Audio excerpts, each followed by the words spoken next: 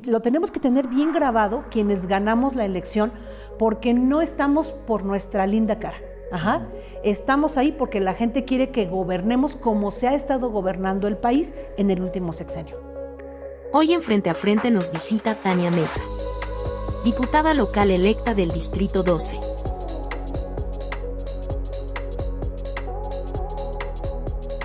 Amigos de Criterio Hidalgo, bienvenidos a una edición más de Frente a Frente. Mi nombre es Uriel Ramírez y hoy tengo el gusto de acompañar a Tania Mesa, quien es ex secretaria de Cultura en el Estado y ahora ya diputada local electa por el Distrito 12 en Pachuca y Mineral de la Reforma. Gracias y bienvenida a Criterio. ¿Cómo estamos?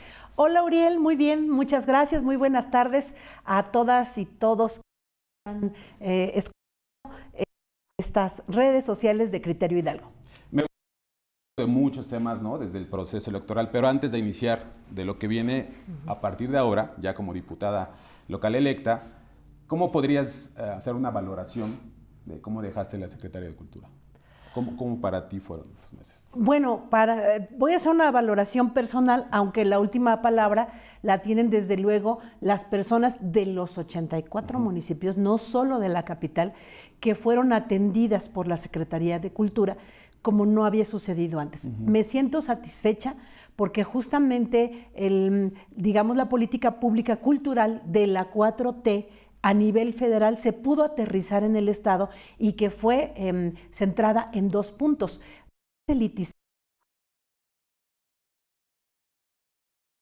Para cultura se llevó a 84 municipios a través de talleres, cursos de educación artística, de la redignificación de las bibliotecas, de los museos comunitarios, de la cartelera cultural, en fin, por supuesto el apoyo a las culturas comunitarias, originarias, el fomento al rescate y la preservación de los idiomas. Es decir, no se centró solamente en hacer grandes espectáculos en la capital del estado, que sí se hicieron, pero no fue lo único. El principal recurso fue precisamente para descentralizar el acceso a la cultura. Ahora, ¿por qué si eras secretaria de Cultura decidiste meterte a este proceso electoral por una diputación local? Bueno, yo soy integrante de un partido político, soy militante de un movimiento, pero sobre todo pues soy una persona de izquierda desde la cuna. Entonces me queda claro que yo quería participar en otras áreas de nuestro proyecto político, que es el partido Movimiento, ¿no? Que es Morena. Entonces, yo había estado en la Secretaría de Cultura, se abre la posibilidad a partir de medir el posicionamiento, cómo estábamos de la perspectiva.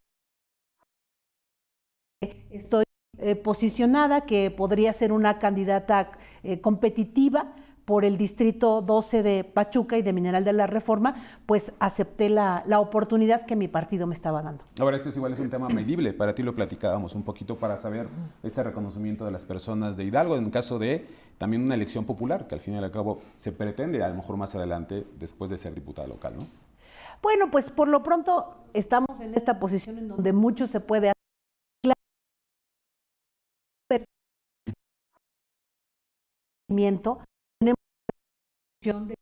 De la causa de ese movimiento, partido. ¿Por qué? Porque la gente no votó nada más por Tania Mesa, compañeros y compañeras. La gente votó por un proyecto de nación. Sería muy soberbio y sobre todo muy despegado de la realidad decir que esa votación avasallante que obtuvo Morena en todo el país fue por las personas, por las candidaturas exclusivamente. Fue porque obviamente el gusto, la satisfacción del pueblo de México con la Cuarta Transformación hizo que votaran por las y los candidatos de la 4T. No es nada más, ay, pues sí, votaron por mí porque la gente me ama, pues no es del todo así, ¿no? Hay un reconocimiento, sí, pero sobre todo, y allí sí hablo solo de mi caso, sobre todo es un reconocimiento al presidente Andrés Manuel, a la doctora Claudia Sheinbaum y en general a cómo se está llevando las riendas del país desde la Cuarta Transformación. Que tuvo mucho que ver eso en muchos lados, en muchos estados, este En voto todos de lados. cascada, ¿no? En Porque todos lados. muchas personas votaron por Andrés Manuel López Así Obrador. así es. No se debe perder de vista en ningún momento. Y no solamente por una cuestión de autocrítica o de no ser soberbios, ¿no? Sino porque esa es la responsabilidad con la que llevamos, ¿no? A los congresos, a las alcaldías. Es decir, no estás llegando tú y tu proyecto personal, estás llegando tú como parte del movimiento de la Cuarta Transformación. Entonces no se nos deben olvidar los principios de la Cuarta Transformación, que los 3 básicos son no mentir, no robar y no traicionar, pero no son los únicos.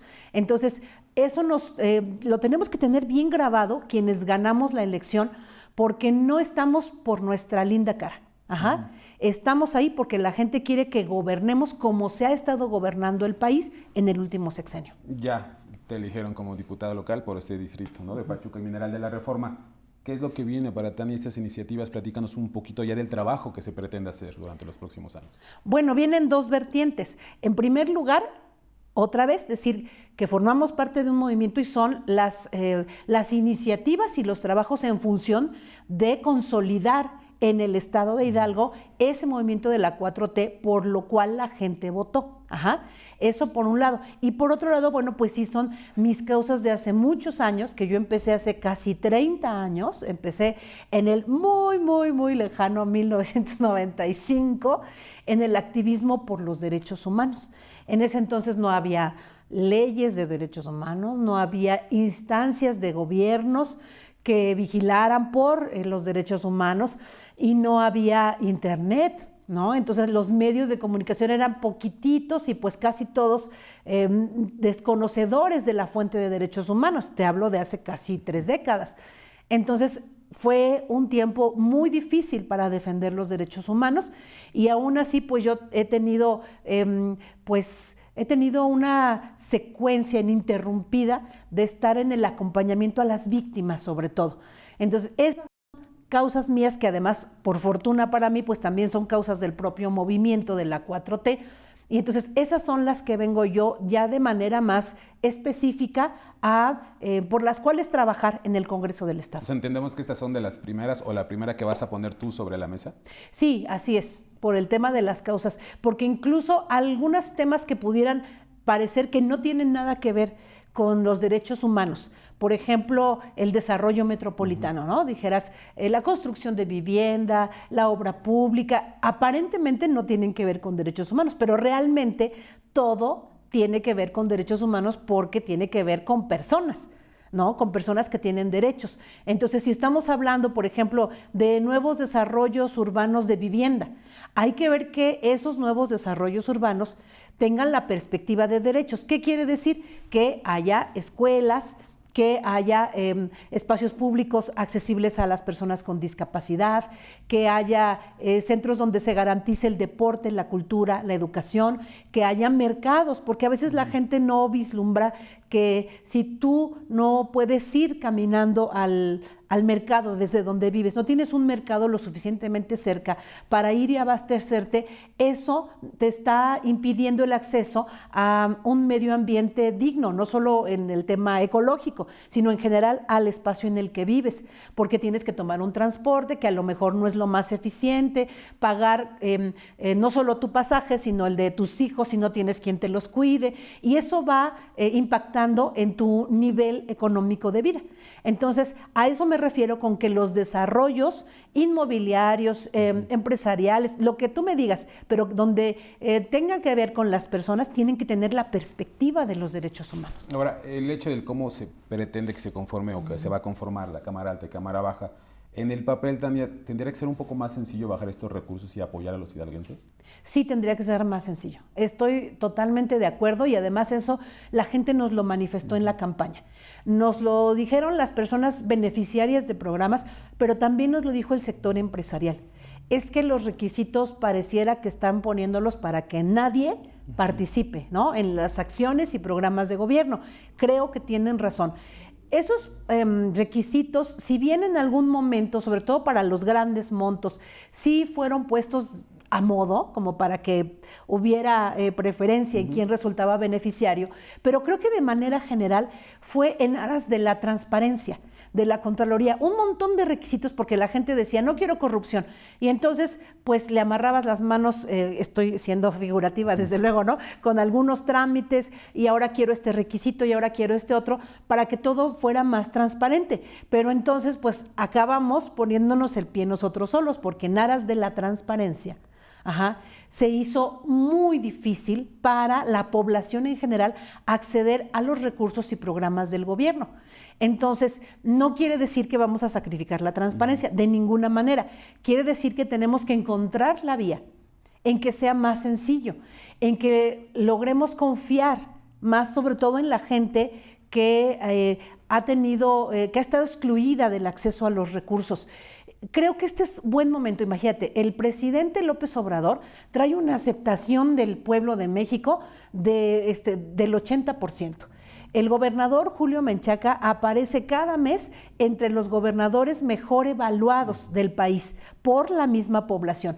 O sea, estamos en un momento en que la gente está confiando en sus autoridades. Por eso creo que es buen momento para apostar sobre todo en los accesos a la gente los accesos a los programas de la gente que menos tiene. Podemos apostar un poco más a reducir estos trámites y confiar más en la palabra de las personas. Yo en muchas ocasiones escuchaba esto del hartazgo de la gente, ¿no? La gente está harta de Morena, ya no quiere tal, pero te das cuenta en las votaciones. Exactamente. No pues ¿con quién te juntas, Uriel? No, pero mucha gente dice que estaba harto, que el presidente del cambio, pero te das cuenta en los porcentajes que fueron tan altos y tanta la diferencia, pues ¿dónde está ese hartazgo?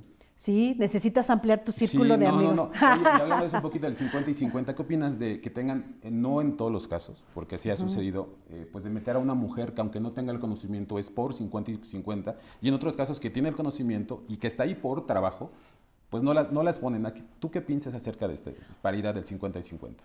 Bueno, es la única manera en que logramos que las cosas fueran justo paritarias. Y sí, a veces se observa mucho porque además en el sistema patriarcal que todavía predomina en el mundo, a las mujeres, sobre todo en el tema político, se nos observa el doble. Se nos perdona la mitad de los errores que se le pueden perdonar a los hombres por cometer el mismo error, y se nos castiga el triple, ¿no? Me refiero a la opinión pública, y a veces no solo a la opinión pública, sino a quienes infringen sanciones. Entonces, la única manera de llegar allí era haciéndolo obligatorio, porque pues muchos años apostamos a la buena voluntad, o sea, más de 7 décadas que arrebatamos el derecho a votar y ser votadas, y apenas ahorita llega una presidenta de la República. Entonces, esa es la única manera. Puede ser que haya a quien no le parezca conveniente, pero es la única manera que encontramos de que las mujeres tuviéramos representación paritaria en los espacios. Y que sí, a las mujeres que llegamos se nos va a observar más, porque así, esto que tú me dices de que hay mujeres que no tienen el perfil o hay otras que sí lo tienen y no se les da la oportunidad, pues lo mismo ha ocurrido durante mucho tiempo con los hombres, porque no me digas que toda la clase política antes era al nivel de, no sé, Trudeau, Xi Jinping, ¿no? O sea, realmente... Sí, de ambos. Así es, de ambos, pero ahorita, claro, a las mujeres pues se nos está observando más porque estamos llegando de manera más contundente, más paritaria, y en algunos casos incluso más que los hombres, lo cual está bien, es lo que llama la ONU las acciones afirmativas. Es decir, ahorita te puede parecer injusto que las mujeres se les reserven sí o sí los lugares, y dicen, pero es que entonces se está discriminando a los hombres. No es así, lo que pasa es que se está compensando acciones que son necesarias por siglos y en algunos casos milenios de exclusión de los espacios de toma de decisiones. Sí, digo, y al fin y al cabo, como lo dices, sea hombre o mujer, pues lo ideal sería que tuviera el perfil y el conocimiento para estar en ese puesto. Oye, nada más, 3 cosas de mi parte. Platícame un poquito de las asambleas informativas que se comenzaron a realizar estos fines de semana, bueno, a partir de este fin de semana y los siguientes. ¿Me cuentas un poquito, por favor? Sí, fíjate que, permíteme irme un poquito más atrás. Cuando nosotros hablábamos durante la campaña con la gente, llegamos pues antes tuvimos un plan B que no concretaron. Entonces, desde hace mucho tiempo, casi un año, el presidente empieza a hablar de un plan C. ¿Por qué? Porque ¿qué queríamos? Bueno, pues terminar la transformación que hubo muchas situaciones que no se concretaron porque la ley te detenía, porque el Poder Judicial tomaba funciones de corregir el plano legislativo a partir de una legislación vigente, pero que no estaba armonizada, por ejemplo, con el tema de los derechos, ¿no? Entonces decía, bueno, sí es legal, pero no está armonizado. En fin, el caso es que no se nos dio el plan A ni el plan B, y entonces el plan C, que dijo el presidente López Obrador, es: la transformación no se va a acabar en estos 6 años, tiene que seguir y necesitamos la mayoría calificada en los congresos para reformar el poder legislativo. Ojo, que es el poder, el poder judicial. No es el sistema judicial, es el poder nada más. Es decir, la estructura que rige el sistema judicial, ¿no? Entonces, por eso no estamos diciendo que se va a modificar el sistema judicial, esa es la impartición de justicia. Lo que se va a modificar es el poder judicial. Y entonces la gente sabía, cuando nosotros íbamos y le pedíamos el voto, en Hidalgo, por ejemplo, era el 5 de 5, en otros estados era el 4 de 4, el 6 de 6. Entonces, aquí era el 5 de 5 y hablábamos con la gente, le decíamos, ¿para qué queremos los votos? No es el poder por el poder, es para el plan C, es decir, que siga la transformación a partir de reformar el poder judicial. Entonces la gente lo tenía claro, lo constatamos en las campañas, y entonces ahorita que la gente nos dio de forma masiva su voto justo para que siga la transformación, vamos con ese plan C que trae. ¿Qué es el plan C? Es un paquetito o paquetote, pero quiero decir, es un paquete de varias reformas, unas más polémicas que otras. La más polémica pues es justamente la reforma al Poder Judicial, pero hay otras reformas, por ejemplo, que la pensión universal que hoy se le da a los adultos mayores se les dé a las mujeres desde los 60 años, de los 60 a los 64. No es igual, pero es una pensión. La pensión universal a infancias, del preescolar, primaria y secundaria, como hoy se les da en el bachillerato, se les da desde el preescolar. Reelección a ningún cargo de elección popular. Esa es otra reforma que se tiene que hacer. Y así hay varias reformas que tienen que ver con la prohibición del maltrato a los animales, en fin. Por eso digo, hay algunas más polémicas que otras. Entonces, ¿qué estamos haciendo? Primero, los foros. Los candidatos y candidatas los diputados y diputadas electas para el Congreso Federal están haciendo los foros. Esos foros son de discusión, ahí sí se discute. A las y los diputados locales electos nos tocó en lo local, en nuestro distrito, hacer asambleas informativas, es decir, informar a la gente de nuestro distrito en qué consiste ese paquete que te acabo de decir. Entonces, llevamos el primer foro, lo organizó aquí en Pachuca nuestro compañero Ricardo Crespo. Ese sí fue de discusión, ahí sí nos dijimos, ¿no? Porque nosotros nos invitaron y pues ya, si ya saben cómo soy, ¿para qué me invitan? No, allí sí tuvimos discusión. En las asambleas que empezamos este domingo, en los 18 distritos, cada quien hizo una, empezamos a informarle a la gente cuáles son los detalles del plan C. Nosotros empezamos justo con reforma al Poder Judicial y el siguiente domingo vamos a ir con justamente la pensión a las adultas mayores de 60 a 64. Oye, finalmente, si hoy te preguntan si quieres estar al frente de la Junta Directiva de Morena aquí en Hidalgo, ¿qué responderías? No. ¿Por qué? Porque hay que ser estratégicas y hay que saber cuándo los tiempos y los contextos se dan y cuándo es mejor abrir espacio por otro lado. Entonces, en este momento no considero que sea mi momento, por eso no es algo que yo vaya a buscar. Ahora, nada más un mensaje a los habitantes, en especial ahorita es de Pachuca y Mineral ya como diputada local electa por el Distrito 12. ¿Qué le dirías? ¿Qué le dices a la gente? Bueno, primero que nada, muchas gracias. Gracias por querer que siga la transformación de México, la transformación de Hidalgo. Gracias por entender que transformar un sistema político, un país que nos dejaron en ruinas después de casi 4 décadas de periodo neoliberal. Gracias por entender que esto no va a ser rápido, que necesitábamos nuevamente el apoyo de la población para, a través de las urnas, para llevar a cabo el plan C y con eso continuar con la transformación. Y lo que yo quisiera pedirles es que no suelten a los candidatos, bueno, a las personas que dijeron, no nos suelten.